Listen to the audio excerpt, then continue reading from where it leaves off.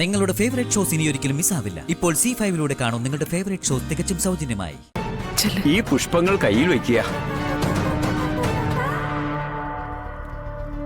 എന്നിട്ട് അതിൽ നിന്ന് ഒരിതളെടുത്ത് പ്രാർത്ഥിച്ച് ശിരസിൽ വെക്കുക. തൊഴുതു പിടിച്ച് പ്രദക്ഷിണം ചെയ്തു വരിക.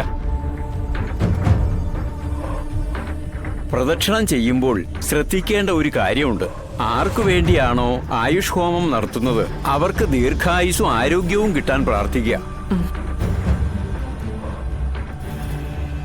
ഹോമകുണ്ടത്തിലേക്ക് ആ പുഷ്പങ്ങൾ അർപ്പിച്ച ശേഷം മാത്രമാണ് പ്രദക്ഷിണത്തിനായി പോകേണ്ടത്. കുട്ടിയുടെ അമ്മ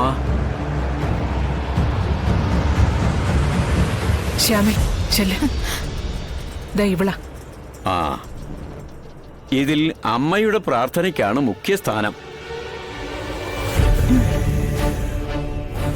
മക്കൾക്ക് വേണ്ടി അമ്മ കരഞ്ഞു പ്രാർത്ഥിച്ചാൽ ഏത് ഭഗവാനാണത് കേൾക്കാതിരിക്കുക?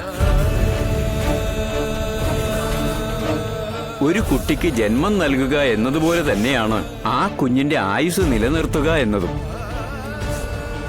അതിന് മാതാവിനെ കൊണ്ട് മാത്രമേ സാധിക്കൂ. അതുകൊണ്ട് നന്നായി പ്രാർത്ഥിച്ച് പ്രദക്ഷിണം ചെയ്തു വരിക. മോള് നന്നായി പ്രാർത്ഥിച്ചേ.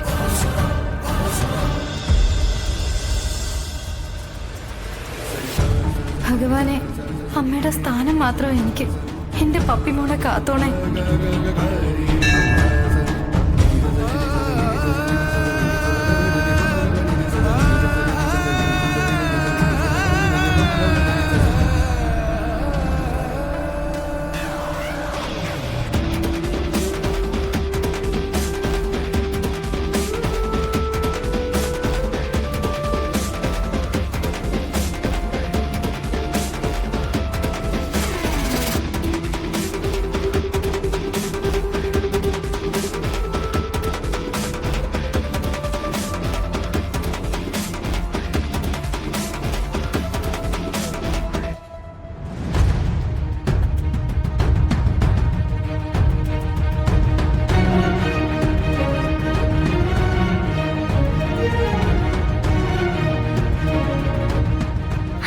Big front.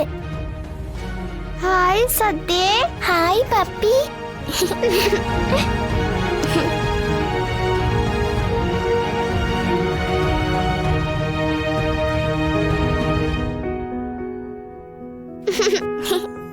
വാ സദ്യേ, നമുക്ക് അവിടെയെല്ലാം പോയി തൊഴുതിട്ട് വരാം. വാ. അതെ, ദൂരേക്കെങ്ങും പോയേക്കല്ലേ.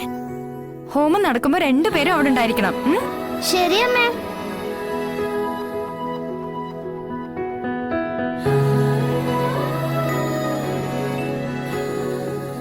വിഷ്ണു,